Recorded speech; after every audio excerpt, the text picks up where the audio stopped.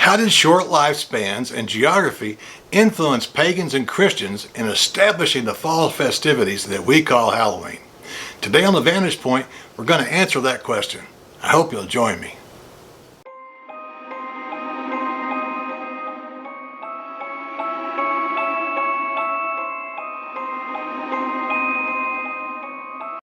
Let's consider some geographic ideas to explain why October 31st was chosen as the date for Halloween. As most school kids know, the autumnal or fall equinox is a day in which there are equal amounts of daylight and darkness at the equator. It occurs on or near September 21st each year. You might recall that the same amount of daylight and darkness also occurs on the vernal or spring equinox, which falls on or around March 21st. There's a big difference in air temperatures on those two dates, that's for sure, especially in the middle latitudes. Because much of the sensible heat in the troposphere, the layer of atmosphere in which we live, is actually re-radiated long-wave radiation that the Earth and bodies of water had stored and converted from short-wave solar radiation. There is a time lag between the arrival and departure of seasons and solar angles associated with equinoxes and solstices. You might recall that there is a summer solstice that lands on June 21st and a winter solstice that falls on December 21st. Equinoxes and solstices mark the first days of our four seasons. Even though the spring equinox has the same amount of daylight, our source of heat, as the fall equinox, the weather is much warmer in late September than it is in late March. Consider a mid-latitude place, Dayton, Ohio. It averages around 51 degrees Fahrenheit for a high on March 21st, but its average high on September 21st is 79 degrees. That 28-degree difference in mean high temperatures is easily to explain though. Shortwave solar radiation is absorbed in soil, rocks, and water during the summer months. That energy is slowly re-radiated back into the atmosphere as long-wave radiation during fall. So during the first half of autumn, temperatures are usually pleasant. In the upper middle latitudes, during the second half of fall, enough of the terrestrial and aquatic energy reserves have been lost to outer space, and so there is a threat to life. The decreasing temperatures we feel make the reality of an approaching winter all too obvious. Mornings are frosty, and at elevation, snow is beginning to blanket the rocky outcrops and slopes. To the ancients, October 31st and November 1st marked a sensible transition from the life-supporting weather of summer to the deathly challenges and depths and the darkness of winter. When I lived in Scotland, I played golf well past 9 p.m. in the middle of summer, but in midwinter, there was barely enough daylight to walk 18 holes, even if the weather permitted, which it does quite often actually. As a people who were deeply connected to the natural world and its rhythms, it's highly probable that the date for Samhain and the Celtic New Year were tied to a sensible reality of the passage of the seasons of life into what they perceived to be the season of death. With 40 being the new 20, it's hard for some modern folk to fully appreciate the fact that for most of human history, few people lived beyond the age of 40. Outside of ancient Egypt, few cultures in the ancient world had embalming practices to keep corpses from swelling up and oozing gases and body fluids within hours, just hours of death. Of course, cold weather in Ireland and Scotland would have slowed down the decomposition process. The reality of death and the physical consequences of a loved one's decomposition were constant reminders of one's own mortality. The Celts were simultaneously comforted and afraid of the transition to winter.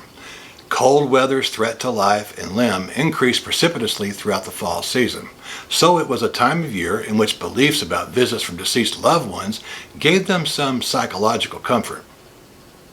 Ancient Celts generally believed that the spirits of the dead were able to revisit the earth on the night before the new year. Through their rituals, the ancients believed that the priestly druids could receive predictions from visiting dead people, but not all visiting spirits were kind and happy to see the living. The Celts came to believe that by dressing up in scary costumes, they could keep fearful spirits at bay. To begin the Samhain festivals, or festivities, Druids built large bonfires around which people would gather. They placed crops and animals in the fire to be consumed as sacrifices to Celtic deities. During those celebrations, people wore animal hides and the skulls of beasts. They also attempted to make predictions for each other. At the end of the evening, the sacred bonfire was used to light torches that the Celts took home to spark fires in their own hearths. They believed that the sacred flames would invite good luck during the dark and cold winter months. By 43 AD, most of Celtic Europe outside of Scotland, Ireland, and the Celtic fringes of Great Britain were under Roman rule. Some scholars contend that the Roman festival of Feralia, which was held on a day in late October to commemorate the dead, was absorbed into Samhain. They also believe that a festival to honor Pomona, the Roman goddess of fruit and trees, influenced the tradition of bobbing for apples. The Roman Emperor Hadrian completed work on the Pantheon circa 124 AD. The building has been in continual use since Hadrian's time. When Christianity was embraced by the Roman Empire in the 4th century, the Pantheon was converted to a church and played a vital role in expressing the empire's new faith. On May 13, 609, Pope Boniface IV dedicated the Pantheon to the honor of Christian martyrs. A century later, Pope Gregory III, who was born in Syria and the last pope born outside of Europe until Francis was elected in 2013, expanded the festival to include all saints and all martyrs. He also changed the date of observance from May 13th to November 1st, the Celtic New Year. In 1000 AD, about the time the Vikings landed in North America, the Roman Catholic Church named November 1st All Saints' Day. It was a day to honor and pray for the dead. Since there was a 1 in 365 chance that November 1st was chosen at random, it sure seems that the church was trying to supplant the Celtic Festival of the Dead. The church had already made a similar move to supplant a winter solstice festival by setting December 25th as a day to observe Christmas. All Saints' Day was celebrated in a similar fashion as the Celtic festival Samhain.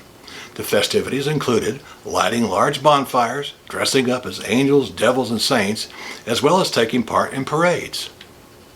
All Saints' Day was also called All Hallows, which in Middle English was All Hallowmas. The night before All Hallows, the same day as the Celtic festival Samhain, was called All Hallows Eve. Eventually, All Hallows Eve became Halloween. Christianity's involvement with October 31st as an important date in salvation history did not stop with the Roman Catholics. According to Protestant reformer Philip Melanchthon, a collaborator of Martin Luther, the Protestant Reformation began on October 31st, 1517, when Luther nailed his 95 Theses to the door of the University of Wittenberg to get a debate going. In some learned Protestant circles, October 31st is better known as Reformation Day. Although New England with its fall colors conjure up images of Halloween, English Puritans actually kept celebrations of the festival to a minimum. As a Catholic-friendly colony, Maryland was more receptive to recognizing the day. The southern backcountry of Appalachia and the Ozarks was settled by Irish, Welsh, and English settlers from the Celtic fringes of Cornwall in the border country. They too were eager to keep their festive traditions alive. Just as Halloween is a blend of Celtic, pagan, and Christian influences, it's easy to appreciate why Appalachian and Ozark people still celebrate stories about ghosts, goblins, and things that go bump in the night. Even for those who are not pagan believers, ghostly stories are entertaining. Well, I hope you enjoyed this brief look at the origins of Halloween. If you did, please like, share, and subscribe to the channel. I've got to also thank my assistant today, my granddaughter Zoe Williamson. She's been great, and she loves Halloween. So, God bless you and yours, and happy Halloween.